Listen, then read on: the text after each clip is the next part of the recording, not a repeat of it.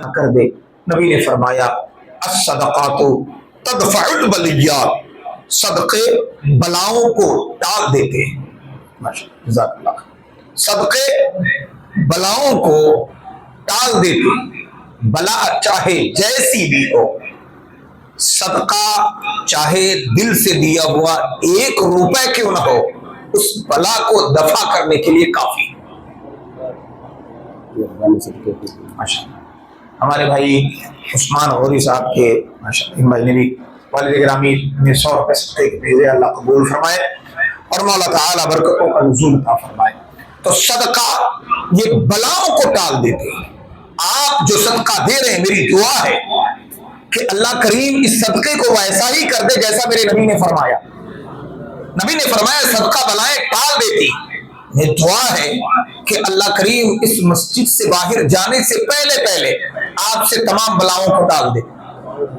آپ ادھر صدقہ دیں اور ادھر آپ سے بلائیں ٹلی. اور یہ فرمان مصطفیٰ ہے. ماشاءاللہ ان بھائی نے بھی صدقے پیش کیے، اللہ قبول فرمائے. یہ فرمان مصطفیٰ کریم صلی اللہ علیہ وآلہ وسلم. حضرات میں نے آیہ کریمہ تلاوت کی، ماشاءاللہ ان بھائی نے بھی 100 روپے صدقہ پیش کیا، اللہ قبول فرمائے اور مولا تعالیٰ برکتوں کا نزول عطا فرمائے. حضرات میں نے آیہ کریمہ تلاوت کی. جزاک اللہ خیر. ہمارے بھائی جمیل احمد خان صاحب انہوں نے بھی 200 روپے صدقہ پیش کیا، اللہ قبول فرمائے. ماشاءاللہ انہوں نے بھی 50 روپے صدقہ پیش کیا، اللہ قبول فرمائے اور مولا برکتوں کا نزول عطا فرمائے. اللہ کریم کی بارگاہ میں دعا ہے کہ پروردگار سب کے لیے قبول فرمائے اور برکتوں کا نزول عطا فرمائے. حضرات میں نے آیہ کریمہ تلاوت کی. اللہ رب العزت کا ارشاد ہے وَاعْتَصِمُوا بِحَبْلِ اللَّهِ جَمِيعًا، اللہ کی رسی کو مضبوطی سے تھام لو. وَلَا تَفَرَّقُوا، اور ٹکڑے ٹکڑے میں نہ بٹو. ارشاد ہوا کنتم خیر امت، تم بہترین امت ہو، اخرجت للناس، تمہیں لوگوں کے لیے بھیجا گیا ہے. تأمرون بالمعروف وتنہون عن المنکر، تاکہ تم لوگوں کو نیکیوں کا حکم دو اور برائیوں سے روکو. یہ اللہ نے ہماری اور آپ کی فطرت پیدائش کی بنیاد رکھی ہے. ہماری اور آپ کی جو فطرتی بنیاد ہے وہ یہ ہے تأمرون بالمعروف، نیکیوں کا حکم دینے والے. ماشاءاللہ یہ 50 روپے ان بھائی نے بھی صدقہ پیش کیا، اللہ قبول فرمائے اور مولا بلاؤں وباؤں قحط و مرض سے حفاظت فرمائے. تو ہمارا اور آپ کا جو بیسک بنیاد ہے پیدائش کا، تأمرون بالمعروف، نیکیوں کا حکم کرنا اور برائیوں سے روکنا. آپ کو اپنے لیے نہیں پیدا کیا گیا. آیت کریمہ کا مطلب دیکھیے اخرجت للناس، تمہیں پیدا کیا گیا لوگوں کے لیے. کیوں؟ تأمرون بالمعروف، تاکہ تم نیکیوں کا حکم کرو، وتنہون عن المنکر، اور لوگوں کو برائیوں سے بچاؤ، انہیں روکو غلاظتوں میں پڑنے سے، برائیوں میں پڑنے سے. ہمارے یہاں تو ماشاءاللہ اتنے سمجھدار لوگ ہیں، اگر بچہ دو چار بار بات نہ سنے تو کہتے جا سال امر کر. یہی جملہ ہوتا ہے، نقل کفر نباشد. آپ یہ نہیں سمجھیں گے کہ حضرت نے وہ لفظ سالہ کا استعمال کر دیا. یہ جملہ ہے آپ کے سماج کا جو میں نے نقل کیا ہے. صرف یہی جملہ ہمارے سماج میں رائج ہو چکا ہے. علمان والحفیظ، اللہ کی پناہ. ہم کہاں پہنچے؟ آپ اپنی اولاد کے لیے ایسے جملے استعمال کر رہے ہیں، غیروں کے لیے کیا امید رکھیں گے؟ آپ کی بنیاد رکھی گئی تھی تأمرون بالمعروف وتنہون عن المنکر. حکم تھا واعتصموا بحبل اللہ جميعا، اللہ کی رسی مضبوط پکڑ لو. ہم نے کیا کیا؟ گناہوں کے دامن کو پکڑ لیا، برائیوں کے دامن کو پکڑ لی، چغل خوری کو زور پکڑ لیا، فتنہ فساد کو زور پکڑ لیا، چوراہے کو جا کے پکڑ لیا، چائے کی دکان پکڑ لی، پان کی ٹپری پکڑ لی اور گٹکے کے اڈے پہ کھڑے ہو گئے، شراب اور زنا کاری کے راستوں پر چل پڑے. خانے خدا خالی کر دیا، سجدہ گاہ کو ویران کر دیا، قرآن سے دوستی چھوڑ دی، تسبیح سے ناطہ چھوڑ دیا، راتوں کو مصطفیٰ کریم جاگ جاگ کر ہماری تمہاری ہدایت اور مغفرت کے لیے دعائیں کرتے تھے، ہم نے بدلے میں کیا دیا؟ رات رات بھر الوؤں کی طرح جاگنا، چمگادڑوں کی طرح جگے رہنا، اور دن بھر 12-1 بجے تک ٹانگ پھیلا کے سوتے رہنا، اور اوپر سے شکایت، ڈبا دیا مولوی، دھسا دیا مولوی، اور برباد کر دیا مولوی۔ مولویوں نے کیا کیا ہے؟ بس نماز پڑھاتے ہیں، کھا کے سو جاتے ہیں، ہدایت تو کرتے ہی نہیں ہے۔ سارا ٹھیکہ مولویوں کا ہے۔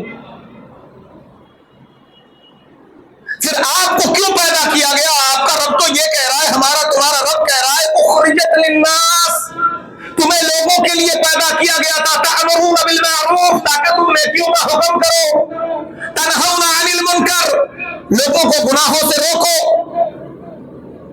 آج آپ غور کریں گے کہ قوم مسلم کی تباہی اور بربادی کی وجہ کیا ہے؟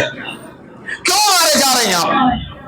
گلی میں آپ محفوظ نہیں، چوراہے میں آپ محفوظ نہیں، بس کے اڈے پہ آپ محفوظ نہیں، ریل میں آپ محفوظ نہیں، آپ بسوں میں محفوظ نہیں، جہاں داڑھی ٹوپی دیکھی نہیں، سامنے والے کو ایک کیڑا کاٹ لیتا ہے اور پھر وہ لفڑے شروع کر دیتا ہے، بنا مطلب کے آگے مارنے لگتا ہے۔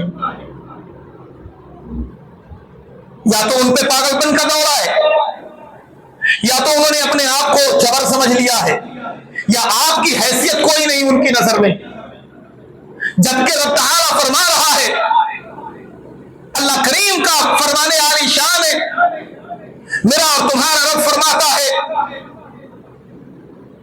لقد کرمنا بنی آدم، ہم نے آدم کی اولاد کو بڑا مکرم بنایا، بڑا بلند بنایا، رتبے والا، مکرم، عظمت والا بنایا۔ یہ درجہ رب نے دیا اور ہم کہاں جا کے بیٹھے؟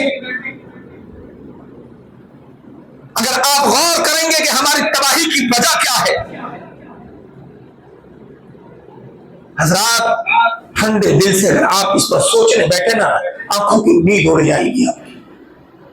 آج ہمارا ملک اور ہمارے سماج میں، اور صرف ہم اپنے ملک ہندوستان کی بات نہیں کر رہے، پوری دنیا میں آپ دیکھیں، جہاں جہاں قومیں آباد ہیں، ہر ایک قوم کی طرف نظر اٹھا کر دیکھیں اور اپنے قوم کی طرف دیکھیں، بربادی اور تباہی کا حال کیا ہے۔ کسی نے یہ لکھ دیا کہ قوم مسلم تباہ اس لیے ہے کہ ان کے ہاں تعلیم کی کمی ہے، یہ ایک وجہ، یہ بھی ایک وجہ ہے ہماری تباہی۔ کسی نے یہ لکھ دیا کہ ان میں اجتماعیت نہیں ہے، یہ اکٹھے نہیں ہو پاتے، بات بات میں بڑھ جاتے ہیں، بات بات میں لٹ نکل جاتی ہے، ایک دوسرے پر تانا کشی، چھینٹا کشی شروع ہو جاتی ہے، ذرا دیر میں عزت اچھال کے رکھ دیتے ہیں، ذرا دیر بیتتی نہیں، وہ جو چائے کبھی گھر میں بلا کے پلایا ہو وہ بھی اس کا بھی تانا دے دیتے، ہم نے تو تجھے چائے پلایا تھا، ہم نے تجھے چائے کے ساتھ نمکین بھی کھلائی تھی، تم نے کیا کرا؟ ہم تمہارے دروازے گئے، ہمیں یوں ہی کھڑے کھڑے لوٹا دیا، کیوں پلٹ کے منہ پہ مار دیتے ہیں؟ یہ تفرقہ ہے ہماری بربادی کی، یہ بھی ایک وجہ ہے۔ لیکن کسی نے پوچھ دیا، ایک صاحب، ابھی چند دنوں پہلے کی بات ہے، آپ جائیں گے دلی میں صفدر جنگ کے مقبرے سے جب سرکار نظام الدین اولیاء محبوب الہی کے دربار کی طرف آپ بڑھیں گے، وہ لودھی روڈ ہے، لودھی روڈ پر الٹے ہاتھ میں اسلامک کلچر سینٹر بنا ہوا ہے، وہاں مشورہ ہو رہا تھا، تو ایک رپورٹر نے پوچھا اسکالر سے جو اسپیکر اسپیچ دے رہا تھا، میں اس میں موجود ہوں، حالانکہ دل کو بڑی تکلیف لگی یہ جملہ سن کر، لیکن بات اس نے صحیح کہی تھی۔ رپورٹر نے پوچھا کیا مسلمانوں میں اجتماعیت ہے؟ مسلمانوں کا کیا حال ہے؟ اس پر آپ کیا کہیں گے؟ مسلمانوں میں کہیں یکجہتی ہے؟ ان میں ایکا ہے کہیں؟ تو انہوں نے کہا مسلمانوں کی حالت آج کے دور میں ایسی ہے کہ جیسے ایک بھیڑ میں کسی نے سانپ چھوڑ دیا، اور سانپ کو دیکھ کر جو بھیڑ بھاگتی ہے تو بس وہ بھاگتی ہے، اسے پتا نہیں کہ کہاں بھاگ رہے ہیں، نہ منزل کا پتا ہے، نہ ٹارگٹ کا پتا ہے، کچھ معلوم نہیں کہاں بھاگ رہے ہیں، بس بھاگ رہے ہیں۔ صبح اٹھے گھر سے, نہایا دھویا, کھانا کھایا, کپڑا پہنا, بھاگتے جا رہے ہیں. یہ تک ٹارگٹ نہیں کہ جو بچے ہم نے پیدا کیے ہیں انہیں بنانا کیا ہے. اسے دین کا حافظ بنانا ہے, عالم بنانا ہے, قاری بنانا ہے, انجینئر بنانا ہے, ڈاکٹر بنانا ہے. کیا بنانا چاہتے ہیں آپ اسے؟ کچھ ٹارگٹ نہیں. دن بھر کیا کر کے آئیں گے کچھ پتا نہیں, بس چلے جا رہے ہیں. ایک ایسی بھیڑ کہ جس کا کوئی ہم نوا نہیں, جس کا کوئی 300 روپیہ مسجد میں, 420 روپیہ مدرسہ میں. ماشاء اللہ. ہمارے بھائی نور محمد انصاری صاحب, انہوں نے 300 روپے مسجد میں اور باقی کی یہ رقم انہوں نے صدقے کے طور پر پیش کی ہے. اللہ تعالیٰ قبول فرمائے اور مولا برکتوں کا نزول عطا فرمائے. تو بس بات بالکل سچی ہے, لیکن تکلیف لگی کہ یار ہماری حالت ایسی ہے کہ ایک بھیڑ کی طرح ہے جس میں سانپ چھوڑ دیا گیا اور لوگ بھاگ رہے, سر پہ ٹانگے ڈالے دوڑے جا رہے, سرپٹ بھگے جا رہے ہیں. کوئی ٹارگٹ نہیں, کچھ پتا نہیں. وہ اللہ کے بندو, وہ حضرت انسان, کچھ تو اپنا خیال کرو. رب نے تمہیں کیوں پیدا کیا تھا؟ تم کر کیا گئے؟ کہاں ہو تم؟ آخر کب تلک یہ خاموشی اہل چمنا آواز دو. ہلکے ہلکے دستکوں سے یہ نہ جاگیں گے کبھی, سونے والوں کو ذرا تم زور سے آواز دو. مگر سنے کون؟ ہمارے یہاں لامرکزیت بہت ہے. کوئی مرکز نہیں, کوئی قائد نہیں, کوئی رہنما نہیں, اور کہیں سے مرکزیت اٹھتی بھی ہے تو تھوڑے دن آواز آتی ہے, پھر وہ ٹھپ ہو جاتی ہے. اب جیسے مسلم پرسنل لا, اس کے بینر کرے لاکھوں کروڑوں لوگ جمع ہوئے, پھر وہ ٹھپ ہو گیا. کئی بار ایسا ہوا, ٹھپ ہوتا چلا گیا. قائدیت ہے ہی نہیں ہماری, اور قائد کوئی اٹھتا بھی ہے تو اس کی قیادت اصلاح کے اوپر نہیں ہوتی, پھر کیا ہوتا ہے, قیادت ہی گر جاتی. مرکزیت کوئی نہیں, ہر کوئی اپنے آپ میں سردار ہے, ہر کوئی اپنے آپ میں بادشاہ. ارے خود کے باپ کی نہیں سنتا وہ. کئی لوگ کہتے ہیں حضرت آپ لوگ سمجھایا کریں. ہمارا کام سمجھانا ہی ہے, کیونکہ اس کے آگے بڑھے تو پتا چلا مولوی صاحب اگلے دن مسجد میں آ رہے تو پٹی شٹی کروا کے آ گئے. پتا چلا ایک آدھ ٹانگیں ٹوٹی پڑی ہے. ہمارا کام صرف پیغام پہنچانا ہے. اب اللہ اس میں اثر پیدا کر دے, کسی کے دل میں بات پیدا ہو جائے, وہ عمل کرنے لگے. کیا معلوم پینٹ میں گھسا پڑا تھا پیدائش سے لے کے اب تک, کل کو کرتا پجامہ میں گھس جائے. وہ جو سجدے میں جاتا تھا تو اس کا پورا سطر دکھتا تھا, اگلی جمعے آیا تو کیا معلوم تقریر سے متاثر ہو کے جبہ پہن کے آئے کہ چاہے جتنا جھکو کچھ دکھے ہی نہ. یہ تو اثر کے اوپر ہے نا. قرآن کہتا ہے وَمَا عَلَيْنَا إِلَّا الْبَلَاغُ, ہمارے اوپر صرف پیغام پہنچانا فرض ہے.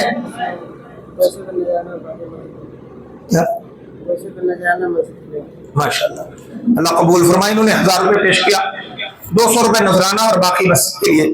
اللہ تعالیٰ قبول فرمائے, مولا برکت کا نزول عطا فرمائے. حضرات, تو یہ جو لامرکزیت ہے تو ہماری اور آپ کی تباہی کی وجہ کس کو مانے؟ تعلیم کی کمی, اتفاق کا نہ ہونا, کسی کو اپنا بڑا نہ ماننا, کسی کو اپنا مرکز نہ ماننا. کس کو وجہ مانے؟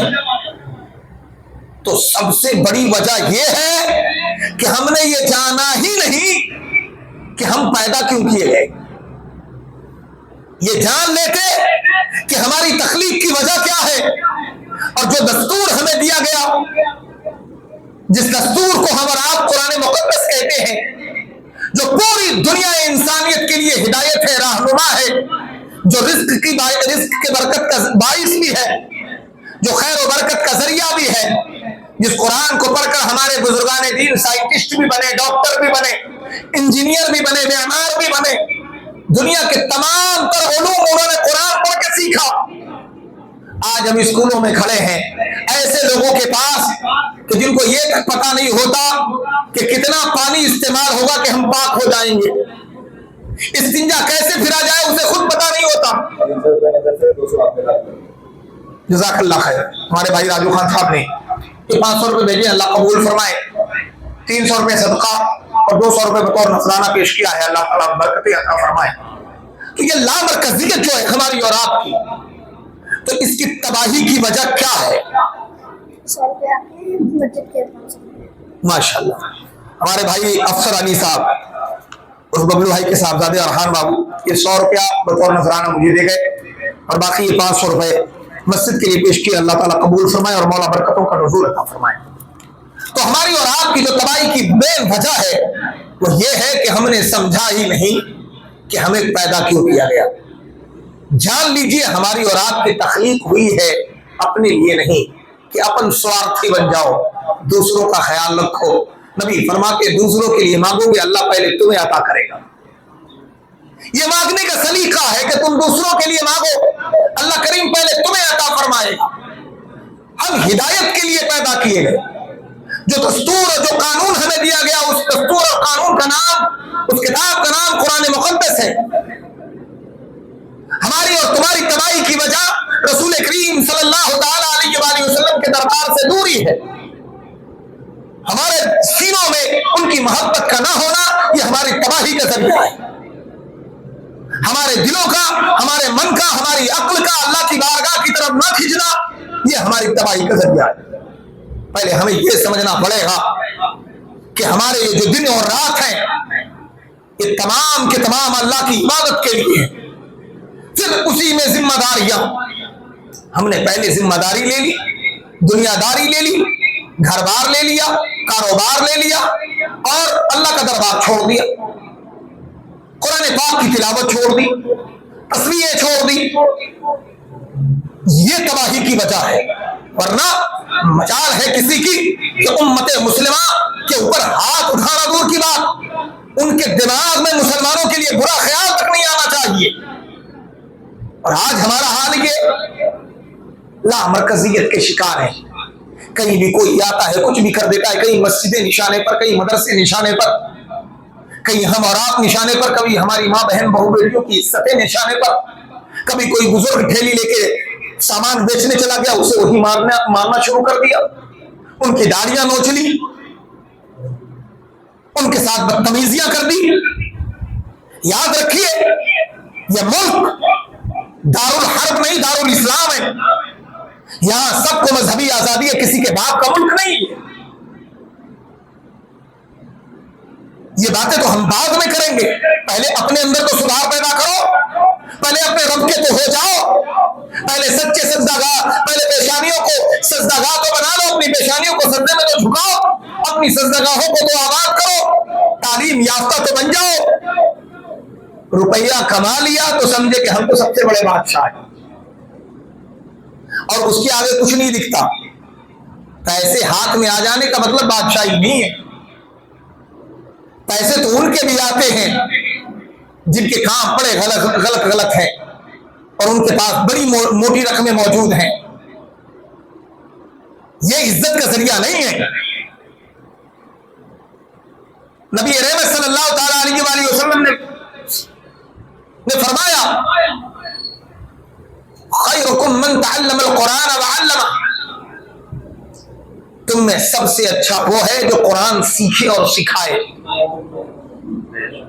دولت والے, بنگلے والے, کوٹھے والے, بڑی بڑی گاڑیوں والے اور مہنگی سے مہنگی کاروں پر چلنے والے, عمدہ سوٹ لباس بو شرٹ اور گھڑی پہننے والے, اور کئی کئی لاکھ کے موبائل جیب میں لے کر گھومنے والے, نبی پاک نے سب کو چھانٹ دیا. فرمایا صرف وہ اچھا ہے جو قرآن سیکھے اور دوسروں کو سکھائے. اور قرآن سیکھنے سکھانے کا مطلب یہ ہے, ماشاءاللہ ان بھائی نے 1000 روپے ادارے کے لیے پیش کیا, اللہ تعالیٰ قبول فرمائے اور مولا تعالیٰ برکتوں کا نزول عطا فرمائے. تو فرمایا گیا کہ تم لوگوں کی ہدایت کے لیے پیدا کیے گئے. تو آج دولتیں ہمارے پاس موجود ہے, شادی میں چلے گئے, تیاری ہے, دعوت میں جانا ہے, 50,000 خرچ ہو گئے, کوئی افسوس نہیں, بلکہ افسوس اس بات پر ہوتا ہے یار اس کا پہناوا ہم سے اچھا تھا, बहुएं आपस में कंपटीशन करेंगी, उसके 10 जेवर थे, हमारे तो 8 ही थे, 2 कम थे हम पे। ये कंपटीशन वहां शादियों में, पार्टियों में होती है। और अफसोस इस बात का नहीं कि हमने कितना खर्च कर डाला। वो ड्रेस जो औरतों ने सिर्फ एक बार पहनना है, चाहे वो 25,000 का सिलवा के पहनना हो, मर्द इंतजाम करके देता है और औरत उसको पहन के जाती है, जिसमें उसकी नाक खुली रहती है, गला खुला रहता है, सर के बाल खुले हैं, और रानियत पूरी शबाब पर है। गुनाह अलग चलोए, पैसे अलग खर्च हुए, लेकिन उसी मुसलमान से कहिए तुम्हारे रब के घर को तुम्हारी जरूरत है, तुम्हारे मदद की जरूरत है। चीखते चिल्लाते हुए हमने अपना कलेजा निकाल कर आपके कदमों में डाल दिया। ऐ लोगों, अल्लाह के घर को तुम्हारी जरूरत है, रसूलुल्लाह सल्लल्लाहु अलैहि वसल्लम के दीन की तालीम के मरकज को तुम्हारी जरूरत है। ज्यादा नहीं, तुमसे न 50,000 न 25,000 न लाख रुपए हमने मांगे, सिर्फ 3270 रुपए, 3270 रुपए मांगे थे। अब इतने दिनों में रमजान से लेकर अब तक, रमजान, शव्वाल, ज़िकादा चल रहा, ज़िकादा की भी आज 20 तारीख लग गई। ये 2 महीना 20 दिन की तकोदोत में 520 मेंबर में से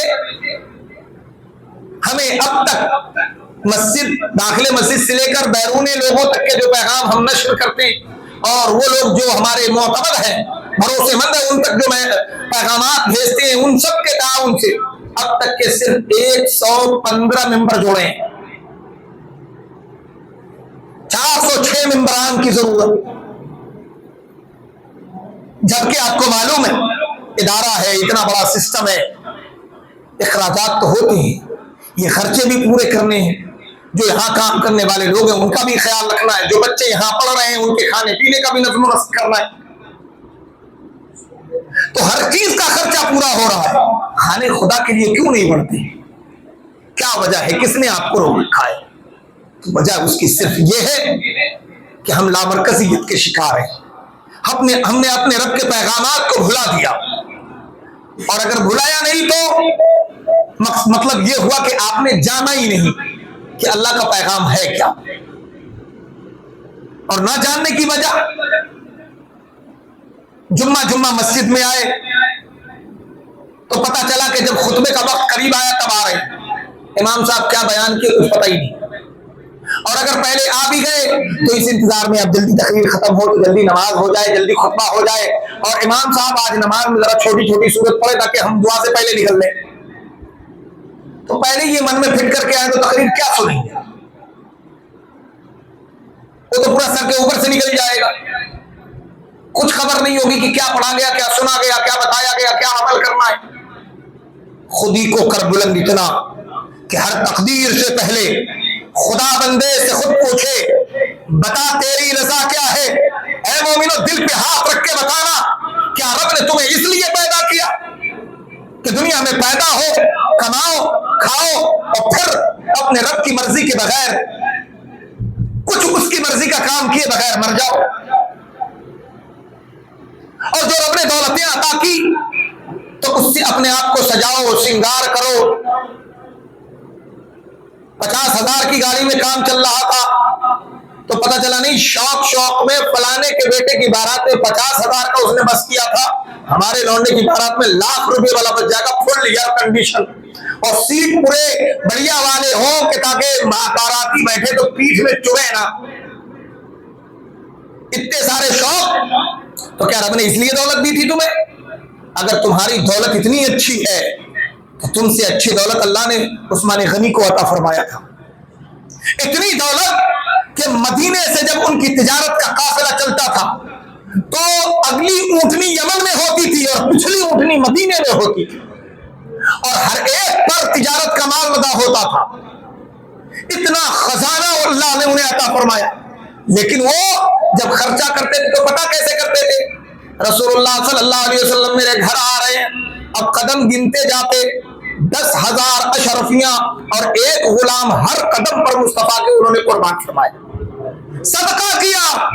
आका ने फरमाया, उस्मान क्या गिनते हो? कहा या रसूलल्लाह, जितने कदम आपने रखे हैं अपने घर से, अपने हुजरा मुबारक से मुझ गरीब के घर तक, ہر قدم کے بدلے یا رسول اللہ ایک غلام آزاد ہو رہا ہے اور 10,000 اشرفیاں ہم نے بانٹی، یہ صدقہ بانٹا انہوں نے۔